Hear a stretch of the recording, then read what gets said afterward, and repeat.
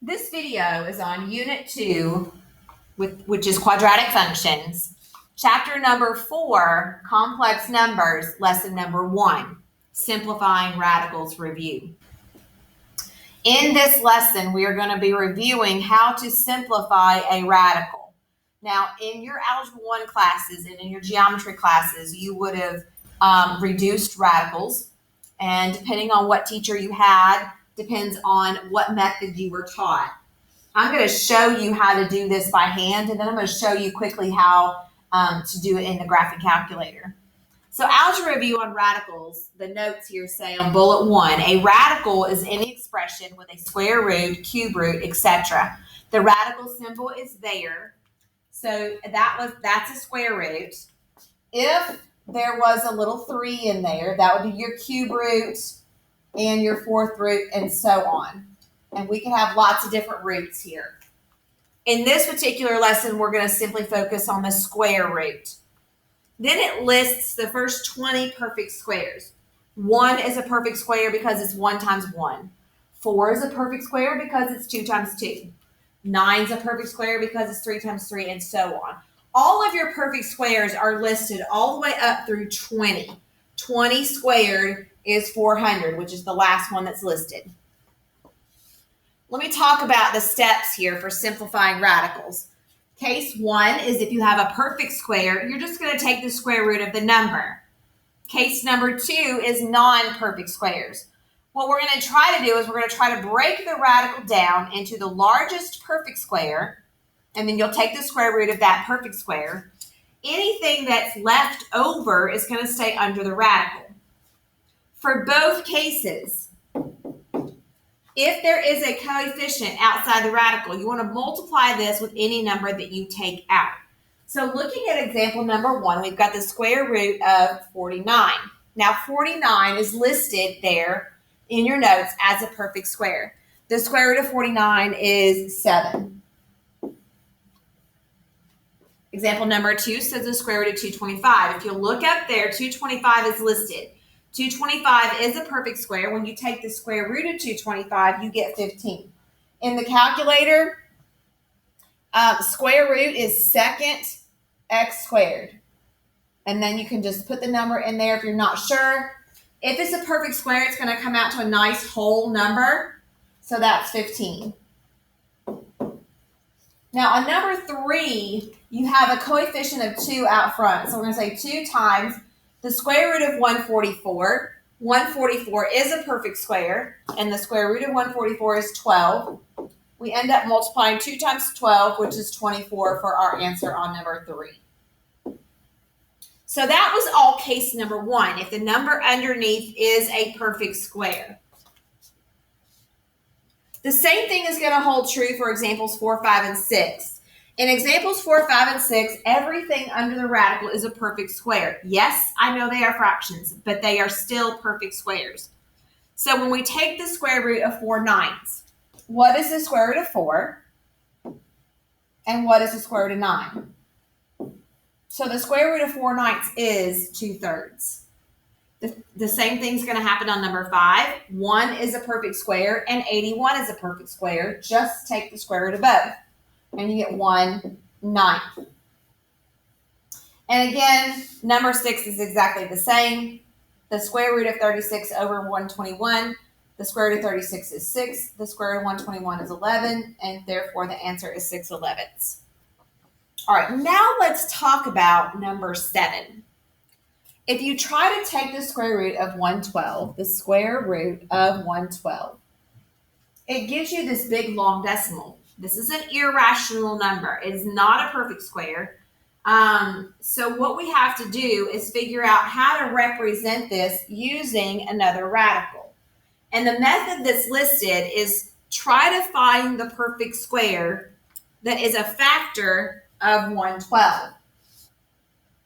Now this process can be easy, but sometimes it is not an easy process. So what I have students do is take the 112 and start dividing it by the perfect squares. So 1 is a perfect square. Please do not use 1. It's not going to change it. 4 is a perfect square. Goes in there nice and even. Let's keep going. 112 divided by 9 is a perfect square. That's not useful. Continue to go until you feel like you've exhausted all possibilities. 16 is a perfect square. 16 goes into 112 7 times.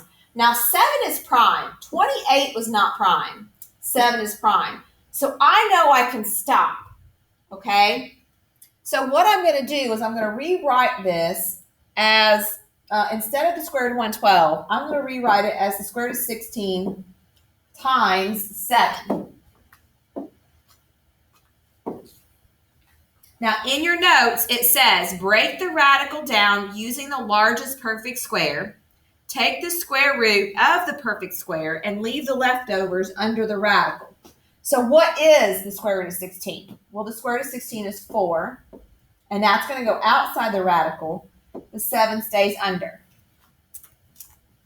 We would do the same thing to 245, the square root of 245. So I'm going to start dividing 245 by these perfect squares. So I start with 4. No. 245 divided by 9. No. 245 divided by 16. No. 245 divided by 25. No. 245 divided by, the next one's 36. No. 245 divided by 49. 49 goes in there 5 times. And again, it goes in there 5 times, which is a prime number. A prime number is a number that only has 2 factors, 1 and itself. So I'm going to rewrite this as the square root of 49 times 5. And the square root of 49 is 7. And we get radical 5. Now that could be a tedious process. So let me back up and show you a quick and very easy method. We're going to go to the graphing calculator, and we're going to go to y equal. Now I'm going to back up to number 7. I'm back on number 7 in your notes, which is the square root of 112. The opposite of square rooting a number is squaring a number. So I'm going to take my 112, and I'm going to divide by x squared because we're square rooting. What this does in the graphing calculator is it's doing for me what I was doing here. I was dividing by all of the perfect squares. Well, if we go to y equal and we divide by x squared, we're dividing by all the perfect squares, but the calculator is going to do it for me. Do not graph. Go straight to the table. Second, graph. You want to make sure that on your graph, you are starting at 1. And what you're looking for here is in the y column, look to where things cross over to a 0 point something. So way down here at 0.9256, that's where I know for sure I'm not going to find an answer below that. I'm going to go up the y column to the first number that's a nice whole number, which is the 7. The y column is what's left under the radical. The 4 that's the x is the number that's outside the radical. So this square root of 112 is 4 times the square root of 7, which is what we got just a little bit ago when we did it by hand. Now let me show you 245. Same thing. We're going to go to y equal and put in 245 divided by x squared. Go to the table and scroll down until you see those y's cross over to a 0 point. So at 16 at 0.957, you need to go back up to the first whole number in the y column. So it's a 5. My answer is 7 times the square root of 5, which again is what we got here. Now, number 9 is a little different because there's a 5 out front. So keep that 5 for just a second. Let's concentrate on that 72. Do the same thing. Go to y equal 72 divided by x squared, and then go to the table. Right here at 9, it crosses over to 0 point. Back up to the first y that's pretty. It's a perfect, it's a whole number. So my answer is 6 times the square root of 2. 6 times the square root of 2. Now, what you have to do here to finish this one out, because it started out with a 5 out front, is multiply the 5 times 6, and we get 30 times the square root of 2. Number 10, same process. Keep the 9. We're not done with him. We need to simplify the square root of 45. Y equals 45 divided by x squared. Go to the table. I found the 0 point, so I'm going to arrow up to the first number that's a whole number, which is a 5 in the y column. So 3 is on the outside, 5 is on the inside. 3 times the square root of 5. And then 9 times 3 is 27 times the square root of 5. Number 11, I've got the square root of 250. Y equals 250 divided by x squared. Go to the table. Looking for that 0 point where it crosses over. There it is. And then I need to go back up to I'm looking in the y column for the first whole number, which is a 10. So 5 times the square root of 10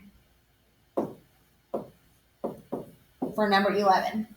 And then last one, number 12, there's a 3 out front, so don't lose him. Put him out there already, and then find the square root of 578. Go to y equal 578 divided by the x squared. Go to the table of ordered pairs, second graph. Arrow down until you see the 0 point. There it is. We want to arrow up to the first whole number in the y column, which is the 2. So 17 out front and a 2 under. 17 times the square root of 2. And then last step is multiply the 3 times 17. And 3 times 17 is 51 times the square root of 2. Those are your notes for Unit 3, Chapter, what is this? Chapter 4. Chapter 4. We will work on the assignment in class.